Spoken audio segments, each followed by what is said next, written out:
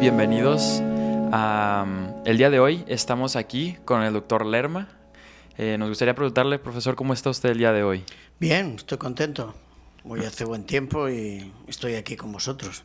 Me alegra escuchar eso y muchas gracias por su tiempo y por poder estar con nosotros en el día de hoy. Profesor, el día de hoy nos gustaría conocer un poco más sobre usted.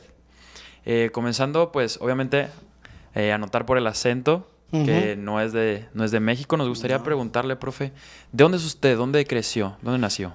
Yo nací en Barcelona, en la ciudad de Barcelona, en España. Y aunque hace unos 25 años estamos viviendo en Sagunto, ahora mismo pues me siento, no voy a decir que mexicano porque tampoco, pero trabajo aquí, como aquí y como se suele decir, cada uno es de donde pase, ¿no? Como dice.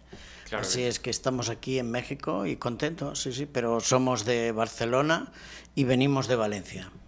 Wow, increíble. Pues qué interesante, profe, que esté acá con nosotros. Me gustaría preguntarle también cómo se siente, profe, en ese cambio, porque vaya de España, de Valencia, llegar a un pueblo como Montemorelos, aquí en México. ¿Cómo se sintió ese cambio en su vida, profe? Bueno, debes tener en cuenta que yo vengo de Valencia, de la comunidad, sí, lo que sería aquí un estado, el estado de la Comunidad Valenciana, pero en realidad vivimos en Sagunto, que es donde está nuestro campus adventista, en Sagunto. Y Sagunto es un pueblo, bueno, o sea, allí no les gusta que le digan que es un pueblo, pero bueno, es una población que tiene unos 70.000 habitantes. O sea, es muy parecido a nivel de miembros o de habitantes la ciudad de Montemorelos. Claro. Es muy parecida. O sea que aquí nos sentimos bien en casa, hay buena calidad de vida y se está bien. Claro, qué bueno, profesor. Pues... Muy bien, profesor, ahora queremos preguntarle cómo fue su transición desde que estaba usted allá en España y cómo pasó a hacer primero pues estudiar teología y terminar siendo maestro aquí en la Universidad de Montemorelos. Bueno, debo reconocer que cuando tenía vuestra edad a mí estudiar no me gustaba, como algunos de vosotros. No me resultaba muy atractivo. Así que empecé a trabajar, tuve esa posibilidad y empecé a trabajar.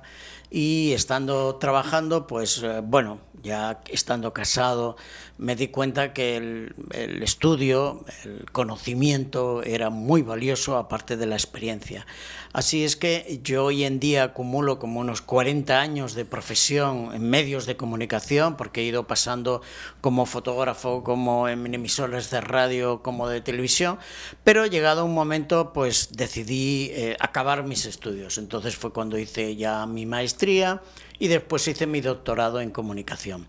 Pero como vivíamos en Sagunto, porque durante unos 7 años fui director de Hot Media en Sagunto, el primero de hecho, lo pusimos en marcha y en el campus sí que tenemos seminario teológico, entonces consideraba que era una bendición poder trabajar al lado, pared con la Facultad de Teología.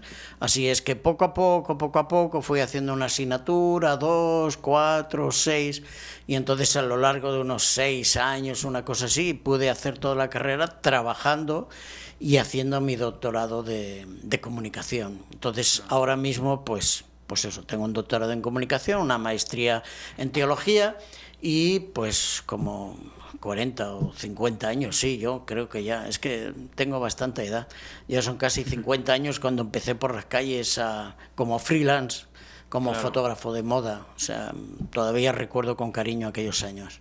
Claro, fíjese que interesante cómo pasó no solamente de estar en el lado teológico, también aplicarlo a su vida y a su pasión como sería la fotografía, ¿no? Sí. Fíjese que en una de nuestras clases recuerdo que usted mencionó algo sobre la cámara oscura, sobre la fotografía, que ese era uno de sus primeros trabajos, creo. Sí, es lo que uno aprende. Yo cuando tenía 16, 17 años empecé a experimentar con la fotografía, que era... Casualmente donde vivía había como un centro cultural, ¿no? Allí en Cataluña es digo Centre Jove, que es un centro juvenil, cultural, y entonces había unos talleres de fotografía, y a mí me llamaba mucho la atención. Entonces empecé allí a hacer, y fue la primera vez allí que me encontré metido en el cuarto oscuro, ¿no?, que vosotros decís, en el cuarto oscuro, que aquí hemos tenido una experiencia, porque en uno de los viajes a México me traje una ampliadora, ¿no?, lo que es el laboratorio fotográfico, y aquí pudisteis tener, bueno, vosotros ahora sois, vosotros, ¿no? Sí, porque clase, lo hacemos en segundo año, sí. Entonces montamos el laboratorio en una zona oscura, revelamos papel, revelamos negativo, y entonces, bueno, al menos tuvisteis esa experiencia, que hoy en día es cierto que ya todo es digital, todo es Photoshop, todo es Lightroom, cámaras fotográficas en digital, pero es bueno que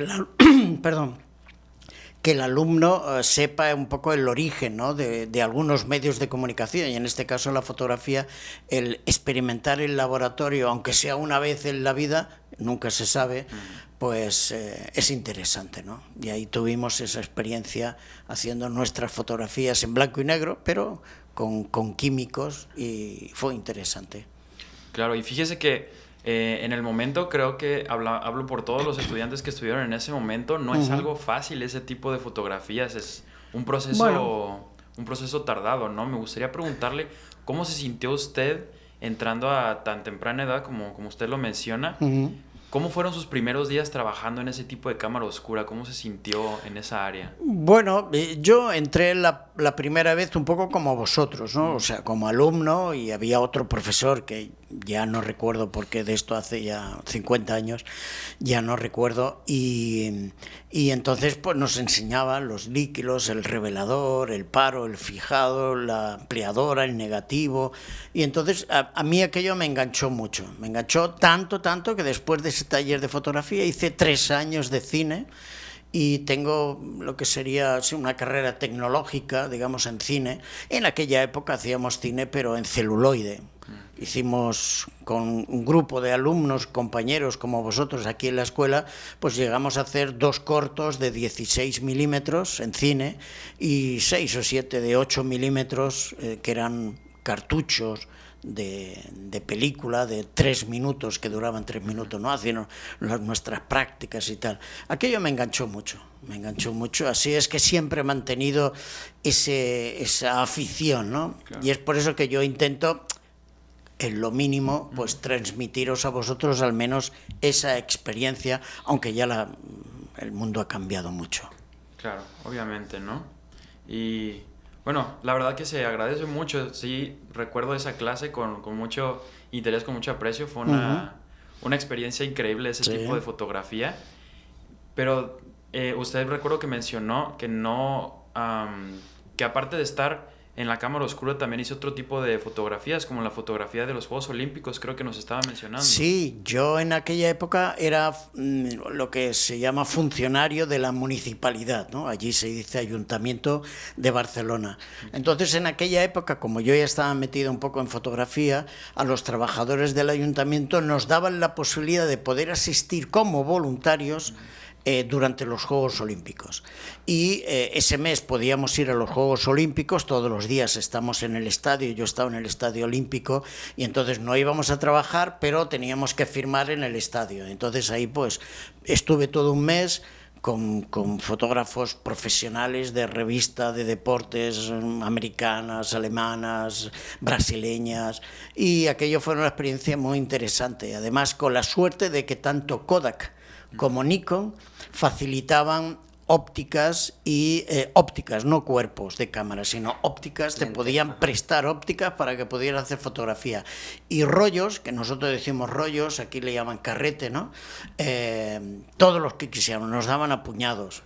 Y entonces aquel mes de las Olimpiadas me inflé, ¿no?, como se suele decir, me inflé de hacer fotografías, y bueno, fue muy interesante en el 92. Todavía guardo mi camiseta, mi diploma, una medalla de... No creo que ni sea de bronce, pero bueno, era de metal, no sé qué metal, claro, sí. Y lo guardo con cariño. Fue una experiencia, sí, la época de Ben Johnson, de Carl Lewis, los velocistas de 100 metros, y muy bien, muy interesante. Sí, claro, profe, me parece igualmente muy interesante pues todas las experiencias que nos ha comentado y pues que puede estar en un evento tan histórico y con Sí. tanta aportación periodística como los Juegos Olímpicos. Personalmente, ¿cuál cree que fue el momento más inolvidable que logró capturar o el partido, no sé, algún tipo de jugador durante los Juegos Olímpicos que se recuerde? En las Olimpiadas es algo bastante fundamental. No voy a salir de las Olimpiadas porque ya te he dicho, aquella Sergei Budka, que era no sé si era serbio, de qué país, era saltador de pértiga. Tengo una foto con él, me hice, y Carl Lewis y Ben Johnson, y después todo. Yo, como estaba en el estadio, todo lo que es deporte, digamos, de carrera, de salto, de carrera de vallas y tal, todo eso estaba allí presente. Y la verdad es que para mí fue importante, porque yo en aquella época era más bien jovencito, y poder participar como fotógrafo auxiliar, porque yo estaba de auxiliar, yo estaba como para ayudar a los fotógrafos profesionales que venían de otros países a hacer la sesión. Entonces yo, pues a veces aguantaba las cámaras, iba a buscar los carretes y tal, o sea, estaba de aprendiz, ¿no? Aunque ya estaba allí porque ya sabía fotografía, ¿no? Y entonces tuve la suerte de poder hacer muchas fotos ¿sabéis esas fotos que a veces se ven en las Olimpiadas, que se ven 50, 100 fotógrafos todos con un cañón ahí de fotografía de esos blancos, Canon, negros, Nikon, y ahí pues yo estaba en las Olimpiadas un poco metido ahí en medio, ¿no? Y la verdad es que fue muy impactante para mí. Fue una experiencia muy bonita. Recordar que fue en el 92. En el 92 ninguno de vosotros dos había nacido todavía.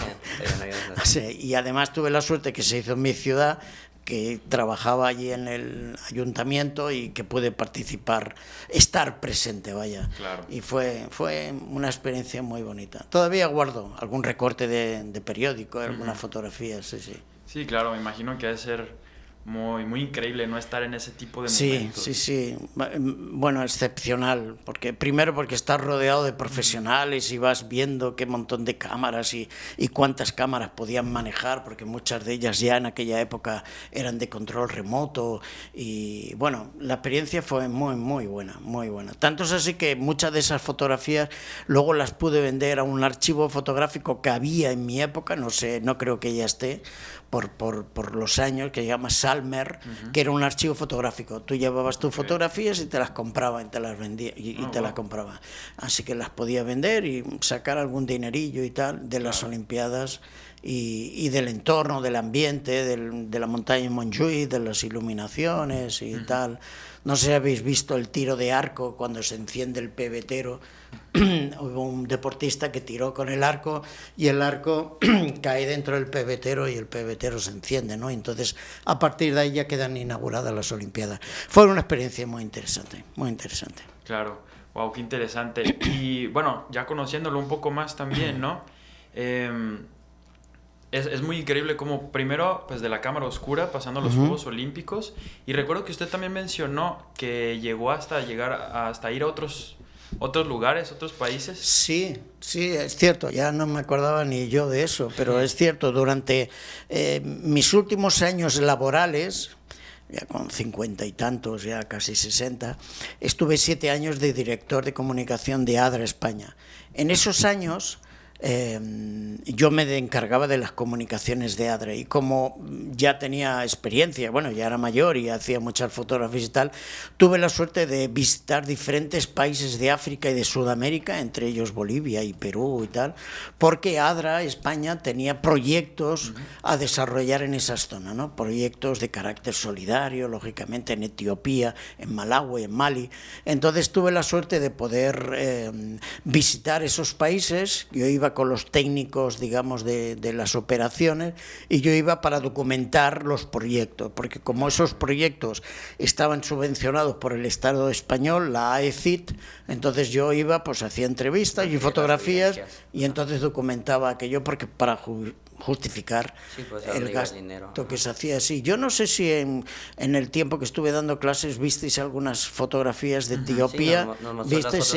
Fotos de Etiopía. Eso era de un viaje, de los que fue muy interesante, muy interesante. Así que sí, tuve esa suerte también de estar. Bueno, digamos suerte. La suerte es la conjunción del estar preparado y estar en el lugar apropiado, ¿no? Porque por mucha suerte que tengas, si no conoces el oficio y no sabes, pues es difícil. Claro, por eso tenéis que prepararos bien, para que la suerte os acompañe, ¿no? Claro. Porque como me dicen las películas, que la fuerza os acompañe, pues algo parecido. Sí, ¿verdad? Profe, también como estuvo comentando, pues desde muy joven lo acompañó la fusión entre la teología y pues la comunicación, ¿no? Sí, porque sí. pues llevó paulatinamente las dos cosas al mismo tiempo. Entonces me gustaría preguntarle cómo en las facetas de su vida se entrelazan esas dos cosas, lo que fue la teología y pues ahora cómo está ejerciendo pues comunicación. Bueno, yo siempre he sido más comunicólogo, digámoslo así, comunicador, que teólogo. Es cierto, yo nunca digo que soy pastor, aunque tengo la licenciatura y una maestría en teología, pero nunca digo que soy pastor porque nunca estuve al frente de una iglesia. Era primer anciano en mi iglesia, pero consideraba que la formación de teología, teniendo en cuenta que la Facultad de Teología estaba paré con el Hop Channel o Hot Media allí en Sagunto, pues me había obligado casi en aprovechar. Así es que poco a poco fui haciendo teología y al final pues acabé teología y una maestría en teología, ¿no? Entonces me considero más licenciado en teología más que pastor. O sea, yo como pastor nunca he ejercido, pero bueno, he dado semanas de oración, semanas cultos y tal, eso sí, ¿no? Y en mi iglesia pues he predicado muchísimas veces y esto sí que he tenido la experiencia. He estado como primer anciano durante años en mi iglesia, pero digamos así como pastor no.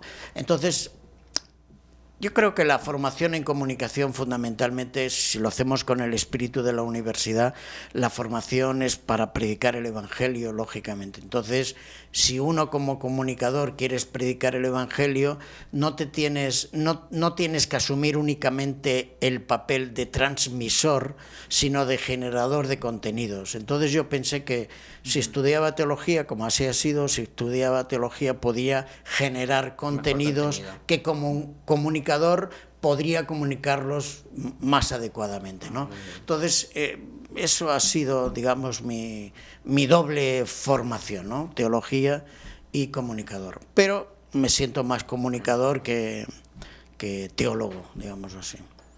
Claro, ¿no? Y pues que nos agradecemos mucho que usted se considere como comunicólogo y que nos pueda apoyar aquí como con nuestros consejos. Con nuestros consejos y también como maestro aquí en la universidad, en la carrera de comunicación y medios. Me gustaría preguntarle, viendo ya todos estos eventos que ha pasado en su vida, ¿qué fotografía o qué evento usted piensa que ha sido uno de los más memorables para usted?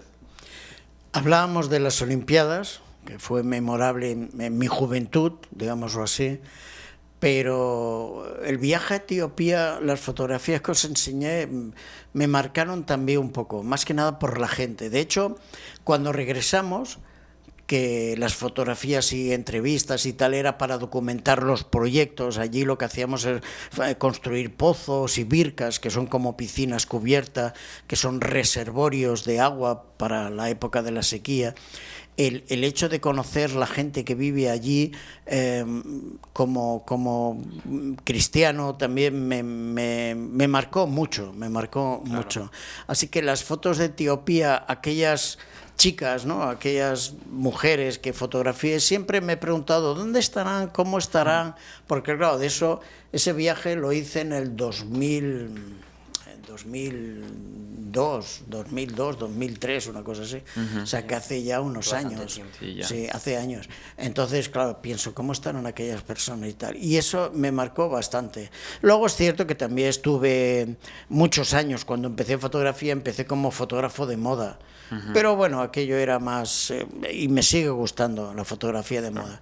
pero era más de consumir y Sí, tirar, claro, ¿no? mucho Porque de la negocio. moda es algo muy superficial y tal, pero la verdad es que ganaba bastante dinero. Entonces empezaba la fotografía y quería cambiar y mejorar mis equipos, ¿no? Claro. Entonces la fotografía de moda, igual que las bodas en la iglesia donde yo estaba, en Barcelona, Guinardó, que se llamaba, casi todas las bodas que se hacían en aquella época las hacía yo.